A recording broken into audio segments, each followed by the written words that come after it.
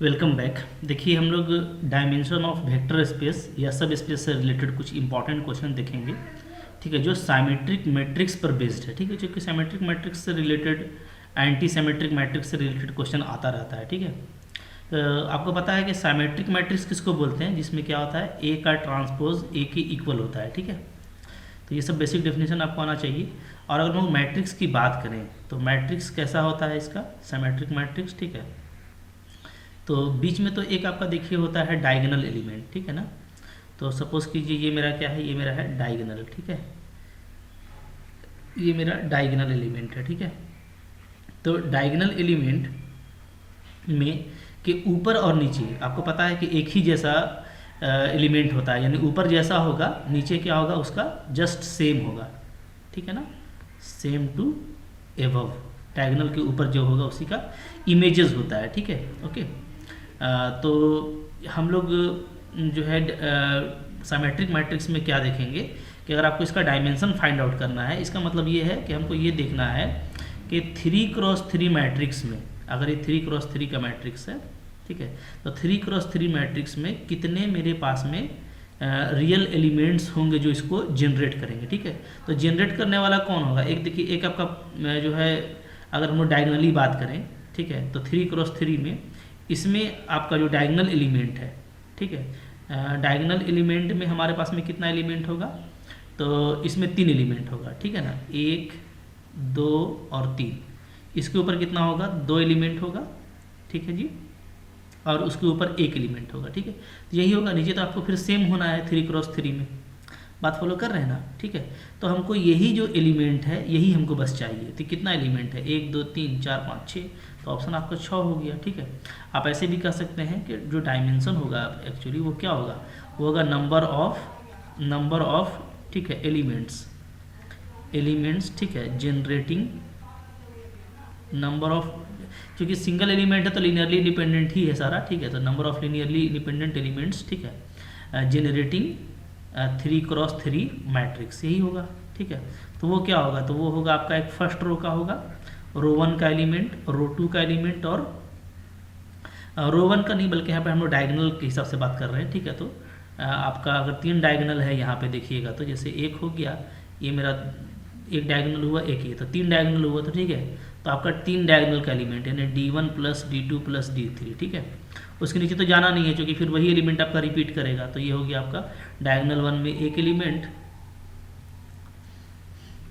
ठीक है, डायगोनल 2 में हमारा कितना 2 एलिमेंट, इसमें 3 एलिमेंट 6। ठीक है, इसी तरीके से मान लीजिए आपको यहाँ पे 3x3 नहीं रह करके सपोज कीजिए आपको दे देता n×n, तो इसको भी याद रखिए। तो अगर आपको n×n दे देता है सिमेट्रिक मैट्रिक्स, ठीक है, n×n सिमेट्रिक मैट्रिक्स देता है, तो इस केस में क्या होगा, तो इस केस में हम लोग क्या करेंगे, D1 से लेकर Dn तक जाएंगे। ठीक है ना, D1 डायगोनल 1 का एलिमेंट, डायगोनल 2 का एलिमेंट से लेकर के डायगोनल n का एलिमेंट तक चल जाएंगे। तो यानी आप 1 से 2 से लेकर के n तक ऐड कर दीजिएगा, तो sum of first n natural number क्या होता है, ये आपका आंसर हो जाएगा। ठीक है, क्लियर है। तो इसी तरीके से आपको काम करना है। इसको अगर याद रखते हैं, डायरेक्ट यहाँ पे 3 पुट कर दीजिएगा तो वही आ जाएगा। ठीक है, तो इस तरह का क्वेश्चन बहुत सिंपल होता है, आपको अच्छे से करना है। ठीक है, कुछ और एक दो एग्जाम्पल देखते हैं इसका हम लोग। देखिए दूसरा क्वेश्चन ये है मेरे पास में, ठीक है, और ये क्या बोलता है कि आपको डायमेंशन निकालना है भी का। यहाँ पे भी देखिए कलेक्शन ऑफ मैट्राइसेस है m×n का, जहाँ पे जो इसकी एंट्री है वो सेट ऑफ कॉम्प्लेक्स से ली गई है, दिख रहा है, सेट ऑफ कॉम्प्लेक्स से लिया गया है। ठीक है, और मैट्रिक्स कैसा है, तो Aij इक्वल टू A-AGI, यानी ये आपका क्या है, ये आपका स्क्यू सिमेट्रिक है, पढ़ रखा है आपने। ठीक है, सिमेट्रिक और स्क्यू सिमेट्रिक, तो ये स्क्यू सिमेट्रिक मैट्रिक्स है। ठीक है, ओवर फील्ड आर, ये बहुत अच्छा क्वेश्चन है, आपको यहाँ पे आर दिया हुआ है तो ध्यान देना है कैसे करना है। ठीक है, तो पहले देखिए स्क्यू सिमेट्रिक की अगर हम लोग बात करें तो स्क्यू सिमेट्रिक क्या होता है, स्क्यू जो सिमेट्रिक है वो आपका होता है A transpose equal to -A। ठीक है, यानी अगर हम लोग जो है मैट्रिक्स की बात करें तो स्क्यू सिमेट्रिक में क्या होता है, एक बात याद रखिए, और कि जो डायगोनल एलिमेंट है, डायगोनल एलिमेंट्स, ठीक है, वो क्या होते हैं, वो जीरो होते हैं, जीरो, सब सारा जीरो होता है। ठीक है, तो एक तो आपको देखिए जो डायगोनल है वो जीरो मिल जाएगा। ठीक है, ये सारा आपको जीरो मिल जाएगा। अच्छा, उसके नीचे सारा आपको सेम एलिमेंट आएगा जो ऊपर में रहेगा, केवल उसका आप मिरर इमेज लेंगे, ठीक है, माइनस करके, ये आपको पता है। तो अगर ये m क्रॉस m का मैट्रिक्स है, इसका मतलब क्या है? इसका मतलब है कि हमको जो डायगोनल है, ठीक है, जिससे पहले डायगोनल में 2 एलिमेंट होगा, 1 एलिमेंट होगा, ठीक है, फिर जो दूसरा डायगोनल होगा उसमें आपका 2 एलिमेंट होगा। तो इस तरीके से हमको बढ़ना है d1 d2 से लेकर के ये dm तक नहीं जाना आपको बल्कि इसके पहले, चूंकि dm तो सारा जीरो है, तो हमको dm-1 तक का एलिमेंट आपको लेना पड़ेगा, ठीक है। कि असल में आपको निकालना क्या है, इसका डायमेंशन। तो डायमेंशन होता क्या है कि कितने एलिमेंट्स आपको चाहिए इस मैट्रिक्स को जनरेट करने के लिए, ठीक है। तो यहाँ पे जो डायमेंशन है वो ये है क्या, नंबर ऑफ एलिमेंट्स, ठीक है, एलिमेंट्स जनरेटिंग, ठीक है, number of actually linearly independent elements, ठीक है, जनरेटिंग दिस वेक्टर Aij, ठीक है, जहाँ पे ये कंडीशन आपका होल्ड कर रहा है, स्क्यू सिमेट्रिक है, ठीक है। तो अब देखिए, तो यहाँ पे जो एलिमेंट हमको मिलेगा तो वो क्या मिलेगा, तो वो मिलेगा आपका number of element in diagonal 1, ठीक है, डायगोनल 2 से लेकर के डायगोनल n-1 तक, ठीक है। अब देखिए, डायगोनल 1 में 1 एलिमेंट होता है, दूसरा में 2 एलिमेंट होता है, तो आपका यहाँ पे n-1 एलिमेंट होगा। तो this is the sum of first n-1 natural number, तो इसका सम आपका ये आता है, ठीक है। ये तो हो गया। याद रखिए कि जो एलिमेंट है वो ओवर सी है, तो ओवर सी अगर पूछेगा, अगर फील्ड भी सी रहेगा तब तो यही आंसर होगा, ठीक है। लेकिन आपको यहाँ पे क्या पूछा है, यहाँ पे जो फील्ड है यहाँ पे वो आपको है रियल, ठीक है। और हम लोग जानते हैं क्या होता है कि कॉम्प्लेक्स ओवर रियल का डायमेंशन क्या होता है, का डायमेंशन 2 होता है, ठीक है।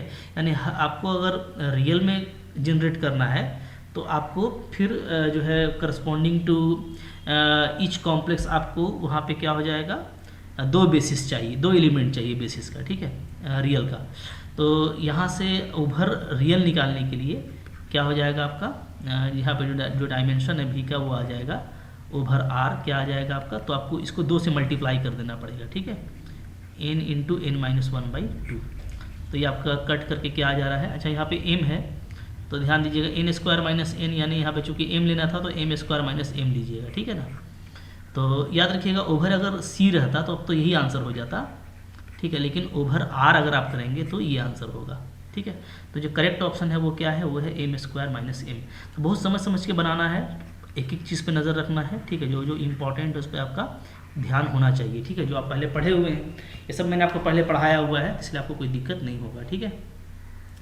चलिए एक क्वेश्चन इसके बाद देखते हैं क्या है उसके बाद, ठीक है। देखिए, इसके बाद बड़ा ही इंपॉर्टेंट क्वेश्चन है, वेरी इंपॉर्टेंट क्वेश्चन देख रहे हैं हम लोग यहाँ पे, जो आपका CSIR नेट में आया है, ठीक है, कब 2011 का आया हुआ क्वेश्चन है, ठीक है ना, ग्रुप बी का। तो यानी एक ही आंसर करेक्ट रहने वाला है। तो आपको यहाँ पे ये बोलता है कि पहले देखिए सिमेट्रिक मैट्रिक्स है, याद रखिएगा, n×n का, ठीक है, विथ रियल एंट्रीज। तो यहाँ पे कुछ लिखा नहीं है तो हम लोग क्या करेंगे, यहाँ पे हम लोग रियल सिमेट्रिक मैट्रिक्स ही ट्रीट करेंगे, ठीक है, और रियल एंट्री में है तो कोई दिक्कत नहीं है। ट्रेस आपका 0 दिया हुआ है, ठीक है। तो आपको बोलता है कि डायमेंशन क्या होगा ऐसे मैट्रिसेस का, यानी हमको ऐसा मैट्रिक्स को जनरेट करने के लिए कितना एलिमेंट चाहिए, ठीक है। तो अगर ट्रेस 0 नहीं रहता तो क्या चाहिए होता, तो हमको इन जनरल जो चाहिए होता, ठीक है, इन जनरल जो मेरा डायमेंशन होता वो क्या होता, वो होता नंबर ऑफ एलिमेंट्स, ठीक है, number of elements in diagonal 1 to diagonal n, यही होता, ठीक है। तो ये तो आपका आ जाता है कितना, 1 2 से लेकर के n तक, ये हम लोग देख चुके हैं, इट इज़ n+1/2, ठीक है। अच्छा, अब देखिए, यानी ये आपका हो गया n², ठीक है, प्लस n/2 हो गया, ठीक है ना।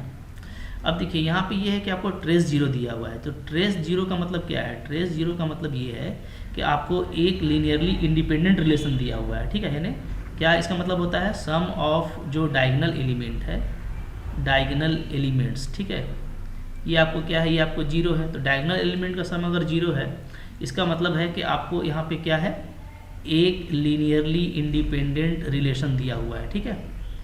ओके, मतलब साफ बात समझिए आप, जैसे A11 A22, ठीक है, ऐसे लेकर के आपको ANN, ये आपको 0 दिया हुआ है, ठीक है ना, डायगोनल एलिमेंट का सम।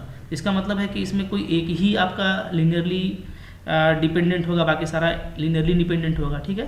तो इसका मतलब होगा कि 1 जो भी है मेरा, 1aij वो क्या होगा, वो मेरा होगा लीनियरली डिपेंडेंट होगा। ठीक है, बात समझ में आ रही है ना? ठीक है, ठीक है, तो एक लीनियरली डिपेंडेंट होगा, बाकी आपका क्या होगा, बाकी आपका लीनियरली इंडिपेंडेंट ही होगा। ठीक है, तो टोटल में एक आपका लीनियरली डिपेंडेंट है, याद रखिए। ठीक है, तो हम लोग का टोटल जो लीनियरली इंडिपेंडेंट एलिमेंट है वो क्या आ जा रहा है, तो वो आपका आ जा रहा है n² प्लस n/2, ये टोटल था, इतना एलिमेंट हमको चाहिए जनरेट करने के लिए, और इसमें एक जो है लीनियरली डिपेंडेंट है, उसको माइनस कर दीजिए। ठीक है, तो यही आपका जो है वो क्या हो गया, आपका डायमेंशन हो जाएगा। तो आपका ऑप्शन नंबर बी करेक्ट है। ठीक है, तो बहुत अच्छा देखिए क्वेश्चन है, लेकिन बहुत सिंपल है, आप अच्छे से सोचेंगे तो आपको कोई दिक्कत नहीं होगा। ठीक है, तो आई होप आपको ये सब अच्छा लगा तो लाइक ज़रूर कीजिएगा, और अगर आप अभी तक सब्सक्राइब नहीं किए तो ज़रूर करके देखिए, और इस फ्रेंड्स साथ में शेयर कीजिए। ठीक है, क्योंकि जब बैच वगैरह बनेगा तब भी आपको उसमें काफ़ी फ़ायदा होगा। ठीक है, थैंक यू वेरी मच।